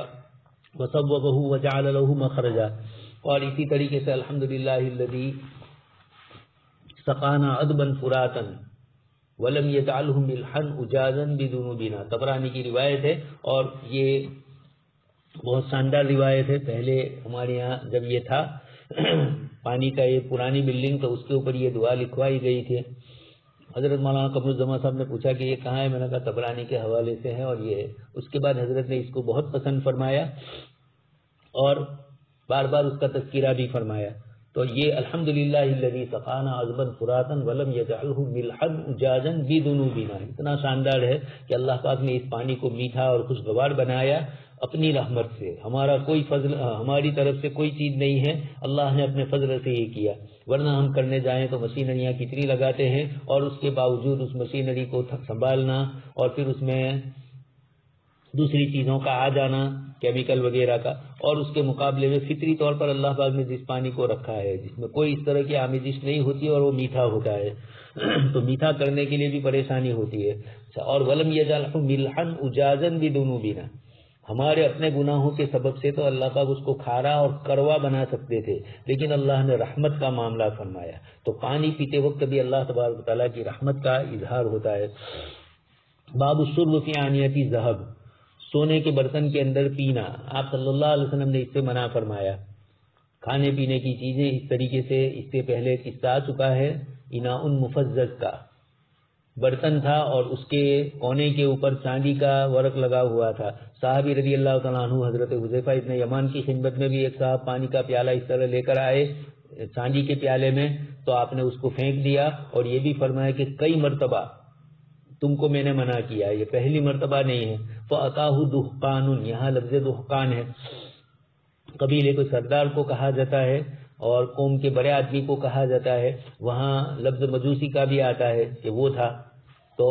اس کو بار بار منع کیا لیکن پھر بھی وہ اسی پیالے میں لے کر آیا، تو آپ نے ناراضگی کا اظہار فرمایا اور یہ فرمایا کہ ان نبی صلی اللہ علیہ وسلم نہانا عن الحریر والدباج والشرب فی آنیۃ الذھب والفضہ. اللہ کے نبی نے ریشم، حریر بھی ریشم اور دیباج بھی ریشم، الگ الگ قسم کے ریشم ہے، اور وشرب فی آنیۃ الذھب والفضہ، سونے اور چاندی کے برتنوں میں آپ صلی اللہ علیہ وسلم نے پینے سے منع فرمایا۔ امام ابو حنیفہ رحمۃ اللہ علیہ کی روایت سن چکے ہیں کہ اگر جہاں منہ ڈالا جا رہا ہے وہ اگر چاندی یا سونے کا نہیں ہے تو جائز ہے، لیکن یہ امام صاحب نے گنجائش کے درجے میں فرمایا۔ ناپسندیدگی تو حدیث شریف میں جو فرمائی گئی سونے چاندی کے برتنوں کی، حکم تو اسی کا ہوگا، لیکن آگے روایت آ رہی ہے آپ صلی اللہ علیہ وسلم کے پانی پینے کی۔ خرجنا مع حذیفہ وذکر النبی صلی اللہ علیہ وسلم، راوی فرماتے ہیں کہ ہم حضرت حذیفہ کے ساتھ جہاد کی طرف گئے اور انہوں نے آپ صلی اللہ علیہ وسلم کا ذکر فرمایا اور یہ فرمایا کہ اللہ کے نبی صلی اللہ علیہ وسلم نے فرمایا لا تشربوا فی آنیۃ الذھب والفضہ ولا تلبسوا الحلیل والدیباج فإنها لهم فی الدنیا ولکم فی الآخرہ، مشرکین کے لیے دنیا میں ہی یہ سب چیزیں اور ہمارے لیے آخرت میں ہے، عورتوں کے لیے گنجائش ہے، یہ مردوں کے مسائل ہے۔ اس کے بعد والی روایت الذی یشرب فی آنیۃ الفضۃ انما یجرجر فی بطنہ نار جہنم، جو شخص سونے چاندی کے برتن میں استعمال کرتا ہے، پانی پیتا ہے، گویا اپنے پیٹ کے اندر دوزخ کی آگ بڑھ رہا ہے۔ یہ آپ صلی اللہ علیہ وسلم نے سخت فرمایا، لا تشربوا فی آنیۃ الذھب والفضۃ ولا تلبسوا الحریر والدیباج۔ آگے اس روایت میں بھی یہی فرمایا۔ حضرت ام سلمہ رضی اللہ تعالیٰ عنہ آپ صلی اللہ علیہ وسلم کی زوجہ محترمہ فرماتی ہے الذی یشرب فی اناء الفضۃ انما یجرجر یا یجرجر دونوں ہیں فی بطنہ نار جہنم، یہ آپ صلی اللہ علیہ وسلم نے سخت وعید فرمائی۔ حضرت براء رضی اللہ تعالیٰ عنہ فرماتے ہیں قال امرنا رسول اللہ صلی اللہ علیہ وسلم بسبع، 7 چیزوں کا حکم دیا اور 7 چیزوں سے منع کیا، اس سے پہلے آ چکا ہے۔ بیمار کی عیادت کرنا وجوبی درجہ تو نہیں رکھتا ہے، لیکن آپ صلی اللہ علیہ وسلم نے اہتمام فرمایا، اس لیے بیمار کی عیادت کرنا یہ بھی سنت ہے۔ جنازے کے پیچھے چلنا، مومن کا انتقال ہو جائے تو اس کے جنازے میں حاضری دینا، تشمیت العاطس، چھینک کا جواب دینا، آپ صلی اللہ علیہ وسلم نے یہ فرمایا، دعوت کو قبول کرنا، سلام کو پھیلانا، مظلوم کی مدد کرنا، ابرار المقسم، کوئی قسم دے کر کسی بات کی درخواست کرے تو اس کی قسم کو پوری کرنا، یعنی اس کو بیچارے نے مجبور ہوگا تو آپ کو قسم دی ہے تو آپ اس کی قسم کو پورا کرو، یعنی اس کی خواہش، اس کی ضرورت کو پورا کرو۔ وَنَهَانَا عَنْ خَوَاتِمِ الذَّهَبِ وَعَنِ الشُّرْبِ فِي الْفِضَّةِ، سونے کے برتنوں سے اور چاندی کے برتن میں پینے سے آپ صلی اللہ علیہ وسلم نے منع فرمایا۔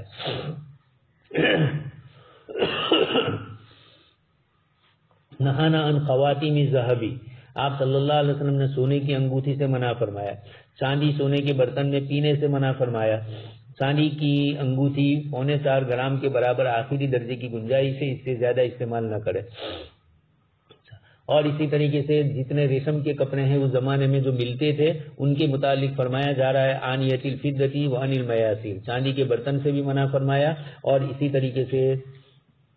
وعن المیاسر، آپ صلی اللہ علیہ وسلم نے میسر اس میں بھی من ودھین میسرتن کی جمع ہے، زین کے اوپر اس کو لے جانے والے کپڑے کا نام ہے، اور عموماً وہ ریشم کا بنایا جاتا تھا، تو گدیاں بنائی جاتی تھی یا گدیوں کے اوپر کا کور بنایا جاتا تھا ریشم کے کپڑوں سے۔ آپ صلی اللہ علیہ وسلم نے، یہ اجمی لوگ اس طریقے سے ریشم اور لباس کو استعمال کرتے تھے، آپ صلی اللہ علیہ وسلم نے اپنی امت کو منع فرمایا۔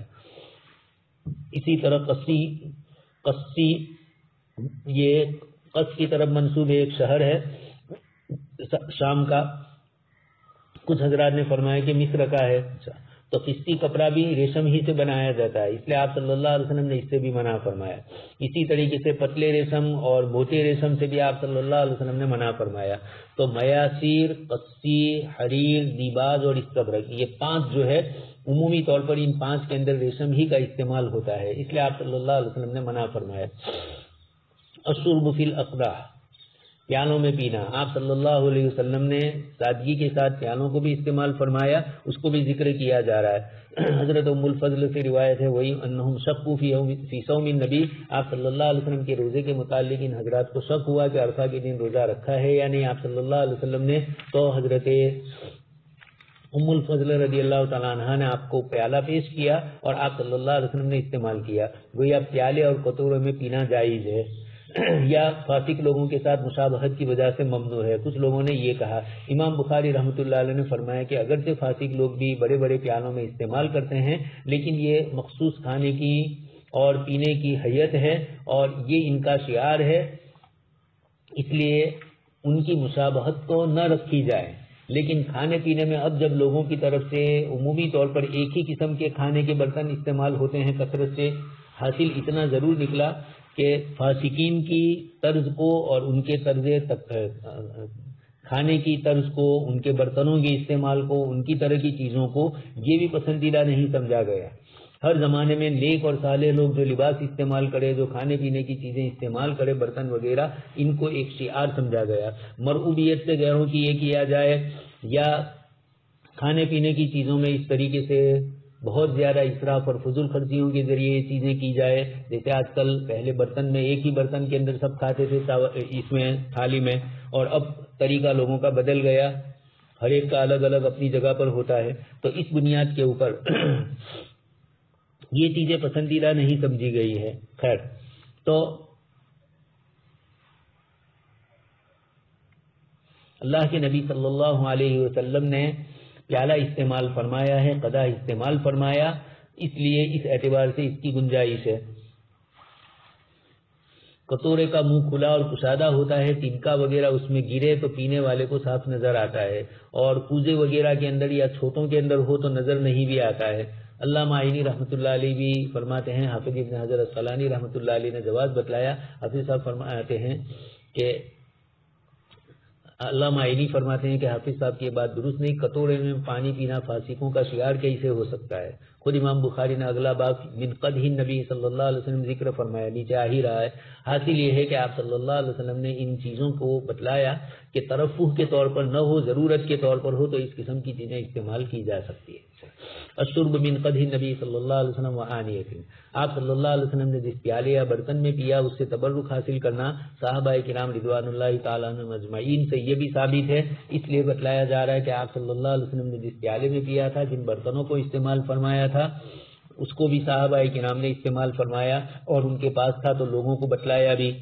حضرت ام سلمہ رضی اللہ تعالیٰ عنہ کے پاس ایک چھوٹا سا یہ تھا اور آپ صلی اللہ علیہ وسلم کے بال مبارک اس میں رہتے تھے۔ مدینہ میں جب بھی کسی کو کوئی بیماری تکلیف ہوتی تھی تو اس کو استعمال کرنے کے لیے حضرت ام سلمہ رضی اللہ تعالیٰ عنہ دیتی تھی۔ تو اس طرح کی چیزوں کی گنجائش ہے۔ آگے اس کے بعد حضرت ابو بردہ رضی اللہ تعالیٰ عنہ فرماتے ہیں، قال علی عبداللہ ابن سلام الا اسقیک فی قدح شرب النبی صلی اللہ علیہ وسلم فیہ، کیا میں تمہیں اس پیالے سے پانی نہ پلاؤں جس میں آپ صلی اللہ علیہ وسلم نے پیا تھا؟ مراد یہ ہے کہ پلاؤں، چنانچہ یہ روایت آ رہی ہے کتاب الاعتصام کے اندر۔ آگے اس کے بعد ہے حدثني ابو حازم عن سہل بن سعد، حضرت سہل بن سعد رضی اللہ تعالیٰ عنہ فرماتے ہیں کہ آپ صلی اللہ علیہ وسلم کے سامنے عرب کی ایک عورت کا ذکر کیا گیا، فامر ابا سعید الساعدی یرسل الیہا فارسل الیہا، یہ روایت بھی آ چکی ہے۔ ام الجون وغیرہ کا جو قصہ آیا تھا، آپ صلی اللہ علیہ وسلم نے فنزلت فی اجوم، اچھا تو آپ صلی اللہ علیہ وسلم نے حضرت ابو اسید ساعدی رضی اللہ تعالیٰ عنہ کو بھیجا اس عورت کے پاس، اور فقدیمت، وہ آئی، فنزلت فی اجوم بنی ساعدہ،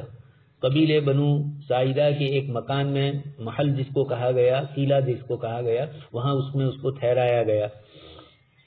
فخرج النبی صلی اللہ علیہ وسلم، آپ صلی اللہ علیہ وسلم تشریف فرما ہوئے، حتی جاءہا، اس کے پاس آئے، فدخل علیہا، آپ بیٹھے، فقال امرأۃ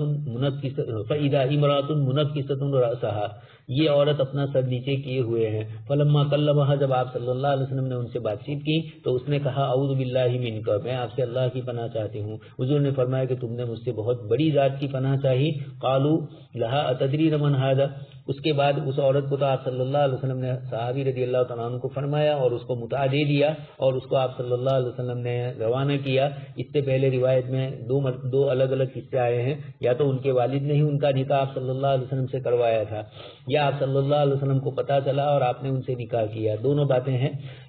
زیادہ تر مناسب یہی ہے کہ ان کے والد محترم نے ہی اسلام لائے اور آپ صلی اللہ علیہ وسلم کی خدمت میں آنے کے بعد انہوں نے یہ پیشکش کی تھی، لیکن یہ عورت کو پتہ نہیں تھا، والد نے بہت زیادہ بتلایا نہیں ہوگا، تو اس نے آپ صلی اللہ علیہ وسلم سے یہ جملہ کہا تو آپ صلی اللہ علیہ وسلم نے فوراً اس کو اس کی چیز دے کر متاع وغیرہ اس کو روانہ کر دیا۔ اتدرین من ھذا، بعد میں لوگوں نے اس سے پوچھا کہ کیا تم جانتی ہو کہ یہ کون ہے؟ اس نے کہا مجھے کچھ پتہ نہیں ہے۔ پھر اس کو بتلایا گیا کہ یہ اللہ کی نبی صلی اللہ علیہ وسلم تھی۔ تو خیر، آپ صلی اللہ علیہ وسلم، یہ تو قصہ ہے، آگے اصل بات تو دوسری آ رہی۔ آپ صلی اللہ علیہ وسلم کے پیالے اور برتنوں کا ذکر آ رہا ہے. اتدرین من ھذا، لوگوں نے اس سے پوچھا، اس نے کہا کہ لا ھذا رسول اللہ جاء لیخطبک، یہ اللہ کے نبی صلی اللہ علیہ وسلم تھے جو تمہیں پیغام بھیج رہے تھے. کنت انا اشقى من ذلك. اب جب اس عورت نے منع کر دیا تھا اور آپ صلی اللہ علیہ وسلم سے پناہ مانگی، ایک تو یہ کہ منع کیا ہوتا تو ان کو سمجھایا جاتا، لیکن انہوں نے تو اللہ کی پناہ کہی تو اللہ کے نبی صلی اللہ علیہ وسلم نے ان کو فوراً ان کی مرضی کے اوپر رہنے دیا. تو اب یہ ہے کہ اس طریقے سے واقعہ تو پہلے آ چکا ہے، اس لیے اس پر تفصیلی گفتگو کرنے کی ضرورت نہیں ہے.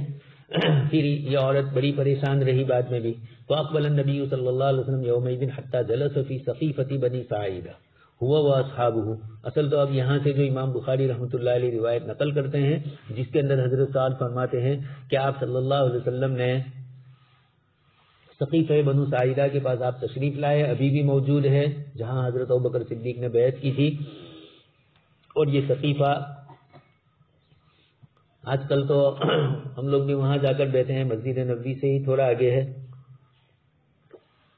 اور بہت لگا ہوا ہے سقیفہ بنو ساعدہ کا. تو آپ صلی اللہ علیہ وسلم وہاں آ کر تشریف فرما ہوئے اپنے صحابہ کے ساتھ، اور پھر فرمایا کہ سہل ہمیں پانی پلائیے. بس میں فاخرجت لهم هذا القدح، جو پیالہ انہوں نے اپنے ساتھیوں کو پیش کیا وہی پیالہ بتلایا کہ یہ پیالہ میں آپ صلی اللہ علیہ وسلم کے پاس لے کر آیا ہوں. تو حضرت سہل ابن سعد رضی اللہ تعالیٰ عنہ روایت نقل کرتے ہیں اور وہ یہ فرماتے ہیں کہ پھر میں نے فاخرجت لهم، میں نے آپ صلی اللہ علیہ وسلم اور ان تمام ساتھیوں کے لیے میں نے پیالہ نکالا.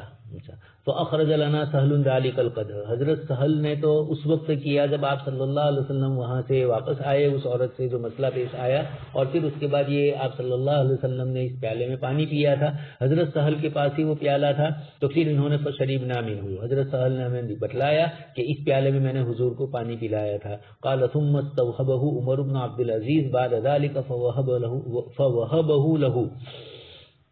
حضرت عمر بن عبد العزیز رحمۃ اللہ علیہ جس وقت مدینہ منورہ کے امیر بنائے گئے تو آپ نے اس موقع پر حضرت سہل ابن سعد رضی اللہ تعالیٰ عنہ سے اس پیالے کو مانگا بطور ہدیہ کے. انہوں نے اس کو پیش کیا تو حضرت سہل رضی اللہ تعالیٰ عنہ نے یہ عطا فرمایا. کچھ روایتوں میں ہے کہ حضرت عمر بن عبد العزیز رحمۃ اللہ علیہ حضرت سہل رضی اللہ تعالیٰ عنہ کی کچھ خدمت کرنا چاہتے تھے. یہ ایک موقع تھا کہ جس کے اندر آپ نے اس طریقے سے یہ پیالہ لیا اور اس کے بدلے میں آپ کو ہدیے میں کوئی چیز دی ہوگی جو دی ہوگی. حضرت سہل ابن سعد نے بطور ہدیہ کے مانگا تو انہوں نے پیالہ ان کو دیا. اس روایت سے بھی تبرک بآثار نبی صلی اللہ علیہ وسلم ثابت ہو رہا ہے اور تبرک بآثار الصالحین بھی. یہاں حضرت سہل رضی اللہ تعالیٰ عنہ نے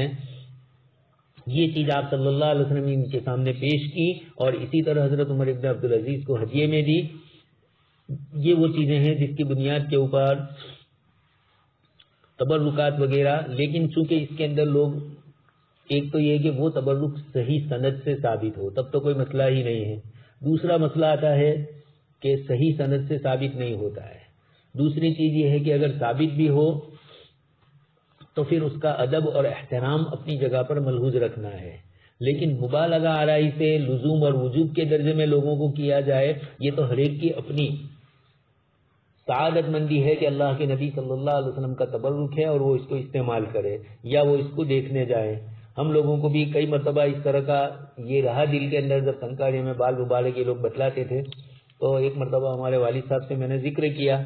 تو والد صاحب نے مجھے کہا کہ اس کی سند ہی صحیح نہیں ہے. خواب میں کسی کو آیا اور آ کر اس کو رکھ دیا. ہمارے یہاں ایک عورت تھی، اس کو خواب میں آیا بڑی عمر کی کوئی، اور پھر وہ تو اب یہ تو کوئی سند نہیں ہے، خواب میں آیا اور دے دیا. اس کی تو صحیح سند چاہیے، جیسے حضرت بال ہے کشمیر کے اندر اور اس طرح کی دوسری کئی مقامات ہیں جہاں آپ صلی اللہ علیہ وسلم کے تبرکات ہے. تو ان تبرکات سے فائدہ اٹھانا جائز، لیکن اگر ان تبرکات پر شرک اور کفر ہو رہا ہو، جیسے حجاز مقدس میں یہی تھا، لوگوں نے شرک وغیرہ کیا تھا، تو محمد ابن عبد الوہاب نجدی رحمۃ اللہ علیہ نے جو عمل کیا تھا وہ اس کے پیش نظر ہی کیا تھا.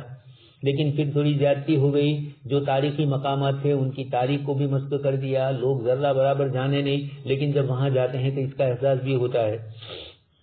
حضرت عثمان ابن عفان رضی اللہ تعالیٰ عنہ کا جہاں جنت البقیع کے اندر آپ کا مزار ہے، اس کے قریب ایک پولیس والے کھڑے تھے، اور ادھر حضرت فاطمہ رضی اللہ تعالیٰ عنہ کا جہاں مزار ہے داہنی جانب داخل ہوتے ہی، اور آپ کے خاندان کے دوسرے افراد، تو وہاں پر بھی پولیس والوں کا پہرا ہوتا ہے۔ ایک صاحب کو میں نے پوچھا کہ وہاں تو سمجھ میں آیا حضرت فاطمہ کے یہاں تو شیعہ لوگ یہ کرتے ہیں، یہاں حضرت عثمان رضی اللہ تعالیٰ عنہ کے مزار کے پاس بھی، تو کہا کہ یہاں یہ لوگ وہاں سے یہاں آ کر حضرت عثمان کے مزار کے ساتھ کوئی توہین آمیز کام نہ کرے، اس کے لیے مستقل کھڑے رکھے جاتے ہیں، لیکن آپ پوچھو تو بتلائیں گے نہیں کہ کس کی قبر ہے جنت البقیع میں، آپ کو کہہ دیں گے کہ دعا کرو، لیکن وہاں تو خیر بورڈ ہی لکھا ہوا ہے۔ لیکن یہ کہ اس طرح کی چیزیں ہوتی ہے، تو کبھی کبھار یہ کہ تاریخی کچھ چیزوں کو بھی مسخ کر دیا گیا۔ ایک مرتبہ ایک ہمارے بھائی نے مجھے بتلایا کہ حرم شریف کے اندر حضرت ام ہانی کا جو مکان تھا اور جہاں سے آپ صلی اللہ علیہ وسلم معراج کے لیے تشریف لے گئے، بھائی نے مجھے بتلایا کہ میں تم کو بتلاؤں گا۔ چنانچہ ہم گئے تو کئی الماریوں کے بیچ کے اندر وہ جگہ لکھی ہوئی تھی معمولی سی، ترکی کے زمانے میں لکھا ہوا ہوگا، لیکن اب معمولی سا ہلکا سا، اور لیکن وہ بھی سارے قرآن کی جو بڑی بڑی الماریاں تھی اس کے بیچ کے اندر کر دیا تھا۔ لیکن بھائی اس سے پہلے صاف صفائی ہوتی تھی تو جاتے تھے، تو انہوں نے مجھے بتلایا کہ یہاں پر ہے، تو ہم لوگ وہاں گئے۔ تو تاریخی مقامات ایک حدیث شریف کے طالب علم کے لیے تو حدیث شریف کو سمجھنے کے لیے ضروری ہے، ہمارے دوسرے حضرات کے لیے ہے کہ وہ اس طریقے سے کرے۔ اس لیے اگر وہاں وہاں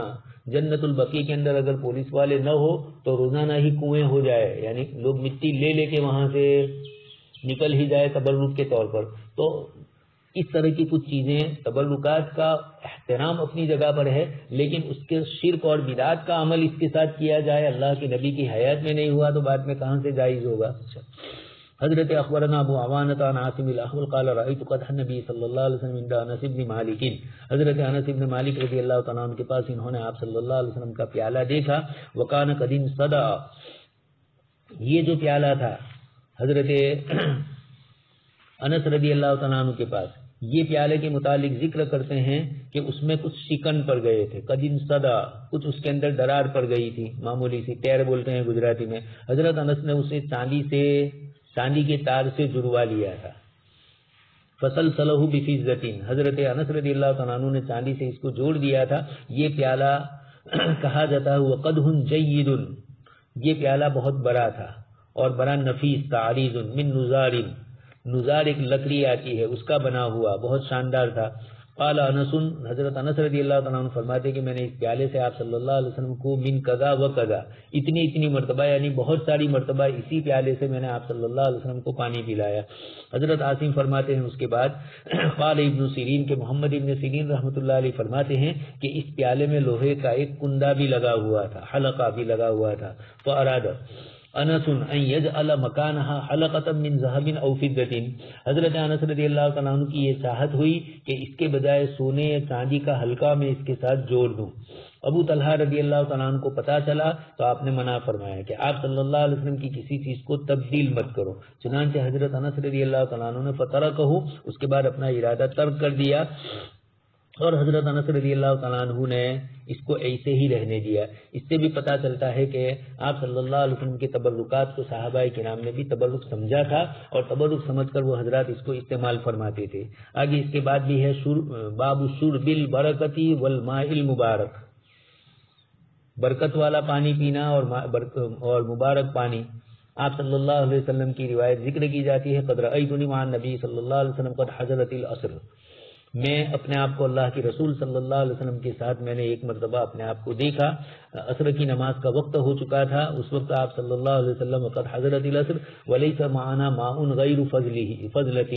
اور ہمارے پاس تھوڑا سا پانی تھا، اور یہ حدیبیہ کے موقع پر آپ صلی اللہ علیہ وسلم نے یہ فرمایا تھا۔ آگے فرماتے ہیں فجعل فی اناء فأتی النبی صلی اللہ علیہ وسلم به، ایک برتن میں اس پانی کو لایا گیا اور حضور کی خدمت میں پیش کیا گیا۔ آپ صلی اللہ علیہ وسلم نے فادخل یدہ فیہ، اپنا ہاتھ اس میں داخل کیا، وفرج اصابعہ، اور آپ نے اپنی انگلیاں کھول کر رکھی۔ صحابی فرماتے ہیں ایسا لگ رہا تھا کہ انگلیوں کے اندر سے پانی پھوٹ رہا ہے۔ حضرت جابر رضی اللہ، اور پھر آپ صلی اللہ علیہ وسلم نے فرمایا کہ آؤ وضو کرو، اللہ برکت دے گا۔ تو یہ برکت والا پانی آپ صلی اللہ علیہ وسلم کا. حضرت جابر رضی اللہ تعالیٰ عنہ فرماتے ہیں کہ میں نے آپ صلی اللہ علیہ وسلم کی انگلیوں سے ثم قال حی علی الوضوء